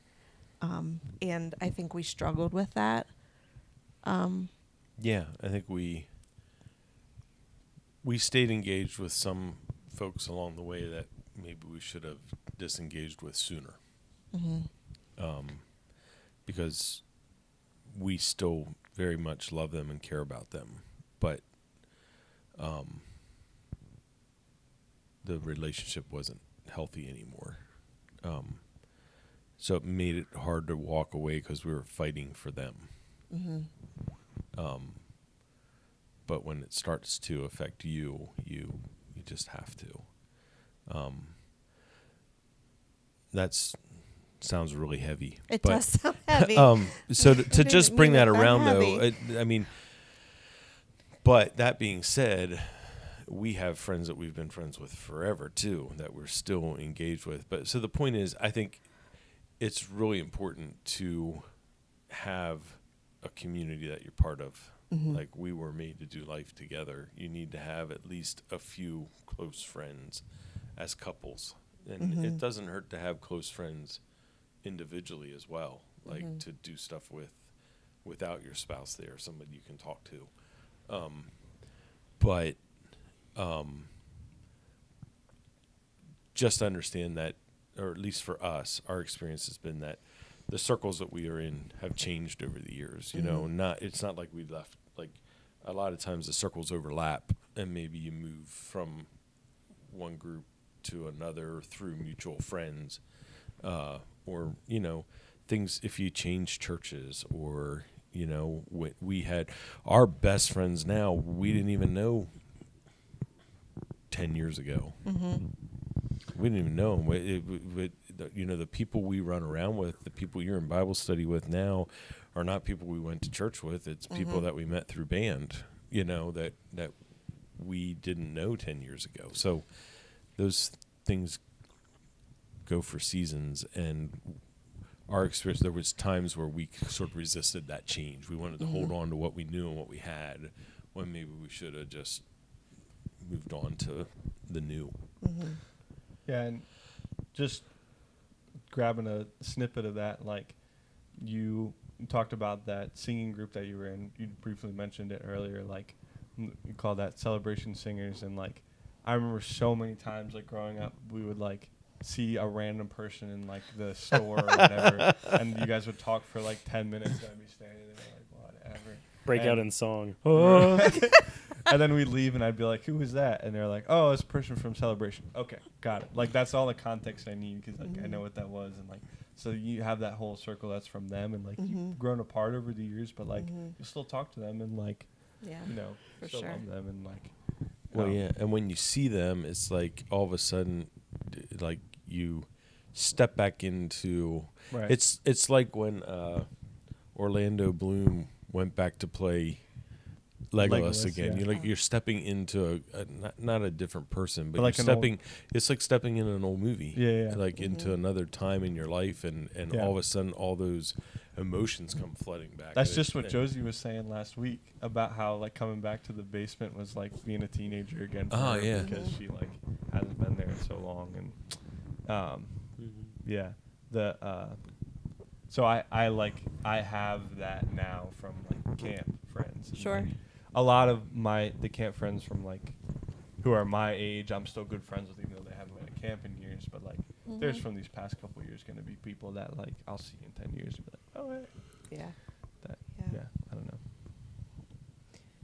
Was there any other advice we had? No. I was don't going to think so. say, you were just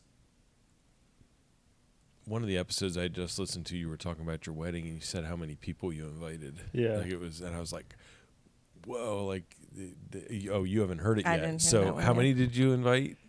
Oh, we invited like 350. Yeah. So we invited over 400 people to our wedding. Oh yeah. Crazy. Because we had that singing group. We both had our churches. We both have large families. Yeah. And when we just, we both felt like we wanted to invite people that we worked with, because we were really good friends with our coworkers. And so, how many did we have? Like 360? Yeah, something like that. It was, That actually came to the wedding? yeah, it was a lot. It was packed. Wow. Uh-huh. And her poor dad poured hours and hours over figuring out how he could rearrange the tables in the basement of the church to get everybody in for the reception. He came up with this crazy layout that got everybody in. And it's funny you talk about relationships too. Like we are a year and a half removed from like our wedding, and we're like, even now we're like, why did we invite those people? We're not even that close with them, and like, and we don't talk to them anymore. And then there's people who are like, I wish we invited them. We only knew them for like a month, like before the wedding, but like now they're like some of our closest friends. Why didn't we invite them? Yeah, it's so funny. It is crazy. Well, and like people that were in our wedding. at our wedding, yeah. When's the last time you talked to any of your bridesmaids? Well, I did talk to your sister. Well, okay. Besides the ones we're related to. Smart That's ass. funny. This is A a good long reminder time. to send a message on Facebook. No. Yeah. It's been a long time. Besides the ones we're related to, Yeah, you know. crazy. So yeah. Anyway, So, you got all the advice out. You'd find success, and we got our. Couple misconceptions along the way. Yeah. mhm.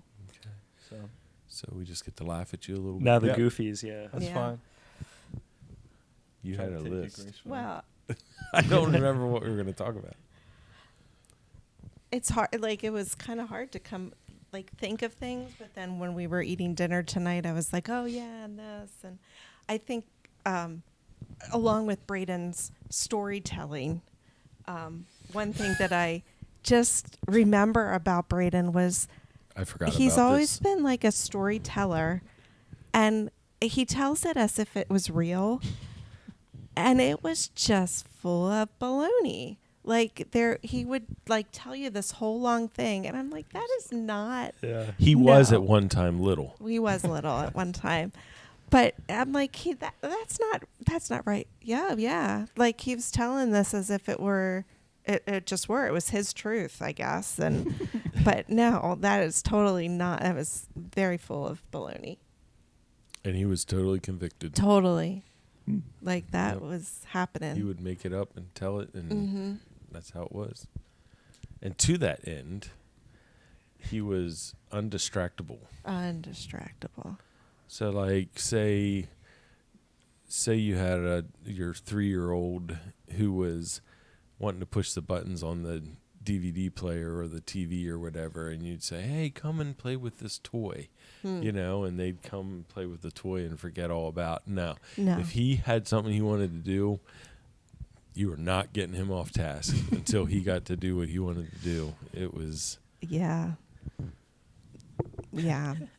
I just think about this one time I needed him to do something for me, and he wouldn't do it. Like, I think we were trying on clothes or something like that. I mean, it was silly. I remember Whatever. that being Oh, he hated a that. point of. Yeah. a bone of And I'm contention. like, Braden, like, you need to do this or you will be punished. I'll just take the punishment. Like, that is not the answer I'm looking for I'd here, take the Braden. punishment to put on a pair of pants. Like, oh my word. Yeah. Like, he was There's no determined. punishment that is worse than the punishment of putting on those pants. Yes. I won't do it. But- Don't look at me in my pants. You talked about that, like, in a podcast that I actually did listen to. Like, Braden gets things done. If you're going to do it, he gets things done. He's always had that determination. Like, if this is what he's put his mind to, it's happening. It is happening. Try to. To the detriment of anyone else. Whether anyone else wanted to do it or not, Braden has talked them into it. Well, yeah. So that was Braden has always been a great. Persuader. We'll call it okay. Yeah, I was going to be nicer. I was going to say encourager of others. If Mr. T, the band director, would say, "Hey, Braden, we need 3 more guys for the drum line this season," he'd get them, because I think you would just like hound people incessantly until they finally gave in, because I don't know how you did it, but he would go and recruit and get people to, if he wanted to do something, he'd find people to do it and convince them they wanted to do it too. But he has always been, I feel like, an encourager. I remember one time we were going somewhere, Braden and I, and it was actually Moms in Touch, Moms in Prayer. I forget which one it was, and now it is. And it was the second time we were going. And for whatever reason, I know I struggled with doing new things or going new places or whatever. That was like really anxiety producing for me. And I said to, And what is Moms in Touch and Moms in Prayer? I was a group of moms that would be part of whatever school you were in, and you would meet and you would pray for the school, your kids and the teachers and whatever in the school. And we were going to someone's house, and I just was kind of working myself up about this, going there. It was only our second time going. Am I going to the right house? Am I gonna blah, blah, blah. I was like all worked up, and Braden's sitting in the back. He's like, "What's the matter, Mom?" And I'm like, "Oh, I'm just nervous about whatever." And he goes, well, it's only our second time there. It's okay. We'll be fine. I'm like, you're right. Thank you, Braden. And, he just was an encourager that way. But he was also a little bit of a stinker. One time I was doing laundry and I was frustrated because his pants had all these grass stains on the knees. And I'm like, could we just have one pair of pants? That was nice. And I said something to him about it. And he's like, it's memories, Mom. They're my memories, those grass stains. All right, Braden. Thank you. I think I got from Cars too. Yeah. How Oh, all of his dents Mater. are memories. they're memories. Memories I don't want in our family pictures, Braden. Yeah, exactly. Yeah, really. Yeah, there was no coming home from church without some grass stains on the good pants. I have my one favorite story of Braden when he was a little guy. He was little enough that we were grocery shopping, and do you remember the cars, the grocery carts that had the cars in the front? Oh, yeah. Yeah. So he was down in there. We're walking down the grocery aisle. All of a sudden, we loved VeggieTales. You all know who VeggieTales are. All of a sudden, Braden is singing, "We are the pirates who don't do anything." I look up, and there's a lady standing there with a patch over her eye. She's very well known in our community. Like Yeah. you'd bump into her occasionally. I'm She'd like, just oh, Braden. And so I just turned around and I went down to the next aisle because I'm like, I can't. So I went over to him, Braden, like maybe we don't sing that. When you see someone with a patch. That's Okay. So, but we know when you're in the grocery store, you pass the same people when you're going up and down. So we go down the next aisle. Here comes the lady. Here goes Braden. We are the pirates who don't do anything. I'm like, oh my word. I was so embarrassed. But that was Braden. He was having a good time. Very embarrassing to Mom. Why wouldn't you sing about a Pirate. pirate? I saw a When- pirate. Singing about a pirate. He's wearing a hat or a patch. Yeah. It's just early for Halloween. Yeah. Yeah. So I'm gonna retell a story you Braden tried to tell, but when we went to Disney twice, and once he was 4 years old the first time, and the very first ride we tried to go on, right? I think it was 5. 5. Okay, 4, 5. He was 5. He is his mother's son. I'm very used to being corrected when I'm off by half an inch.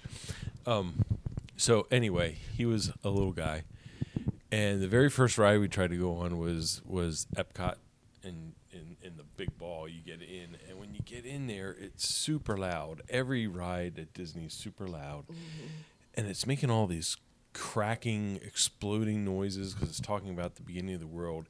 And Braden was, as maybe some of you will find this surprising, but when he was younger, he was very cautious. Like he would not, like he was very timid, especially about loud noises and things he wasn't sure about. He was very cautious. And so he got super scared, and he put his head down and he started screaming and crying, and we had to ride the ride, and he was just terrified and wouldn't open his eyes the whole ride, and just cried the whole thing. So that was the very first ride, the very first day. We're at Disney for a week, and I don't know if you've ever been to Disney, but every ride starts the same way. You wait in a queue, and you get in a car, and the lights get dim, and you're sitting in a car, and the music gets real loud. And so we'd tell him, look, Braden, it's not like that, you know. Winnie the Pooh's not scary, you know. And as soon as the lights would go down, he'd bury his head and just start crying. He'd close his eyes, and we couldn't get him to look. He wouldn't look. Or just like, look, it's okay. So it must have been, God bless your dad. He rode the turnpike cars with Braden about 1,000 times that week while we were riding Space Mountain and some of the other stuff, because he just wouldn't go on. And we couldn't convince you.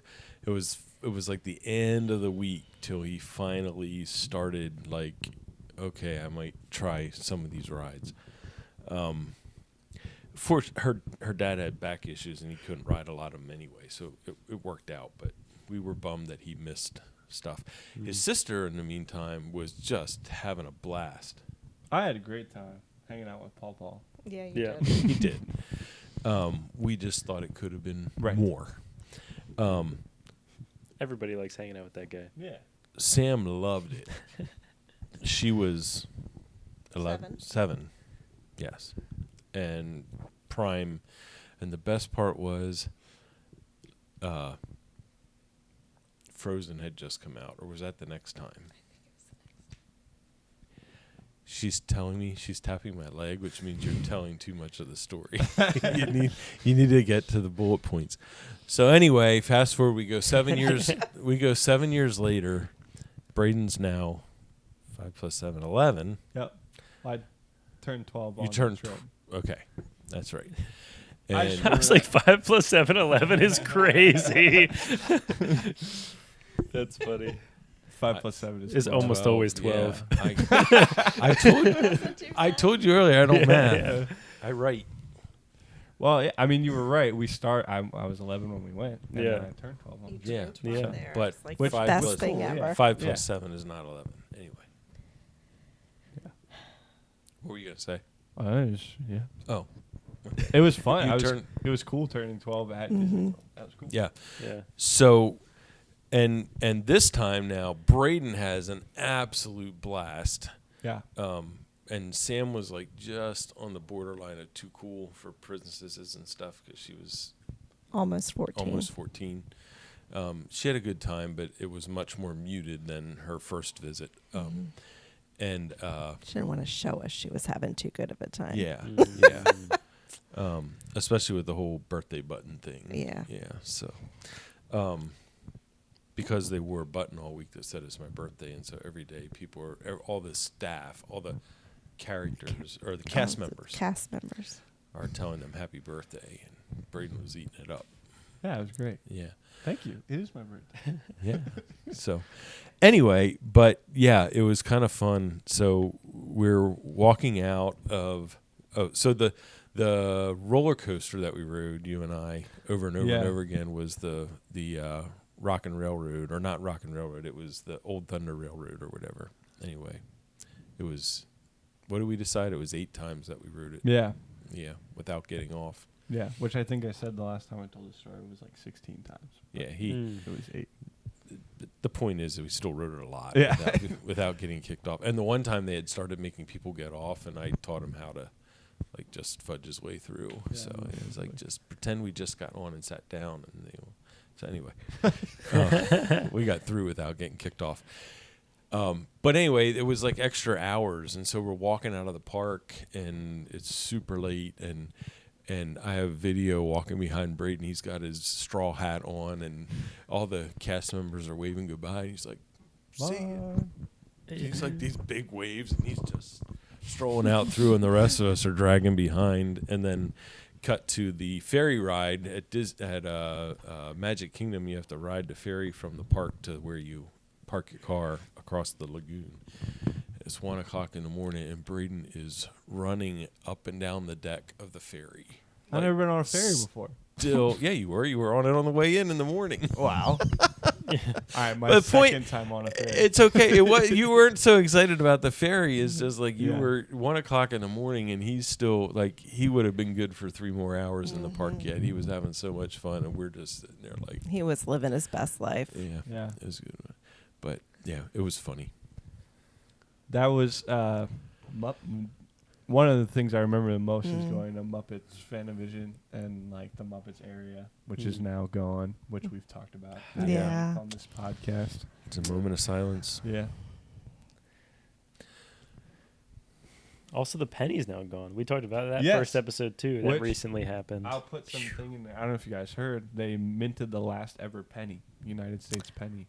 Oh. At least I- currently. I mean, another Right. administration could bring it back, but Yeah. I don't see that happening. Right. Interesting. I did They've been talking about it for years. but- Mm-hmm. I did see change. Well, that's a whole nother topic. Yeah. Yeah. It's Be interesting annoying. to see how that plays out. Yeah. Yeah, we'll see.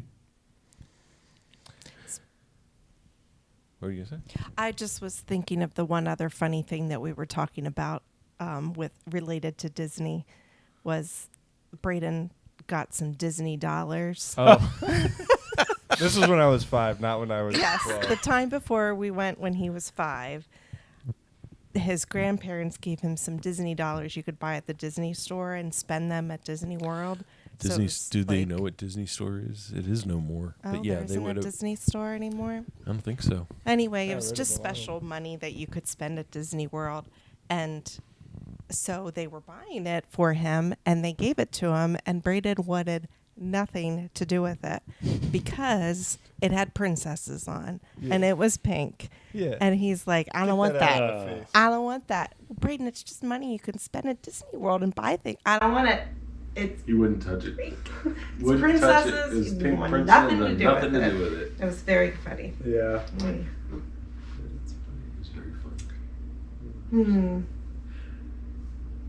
But yeah, Braden was always the one to tell the stories and tell them over and over again. If it was good the first time, it was good the 5th time. I still feel that way. Yeah. Braden also has like, I remember you saying like a couple years ago, you were like, loud is funny. I will do things louder because it's funnier. Like you have things like that. You're very committed to them. Yeah. Actually, I had a choir director at Celebration Singers. He was frustrated one time because people were supposed to come in at a certain spot and they were not, like it just didn't have the attack he wanted. He said, "You all need to sing like Kyle." He said, "When it's time to come in, you come in and you're convicted of it and you do it. And if you're wrong, you make your mistake loud and proud or whatever." You know, it's like, but you gotta like just you gotta sing it like you mean it and own it. And if you mess up, oh well. Anyway, that's Braden. You must have got that from me.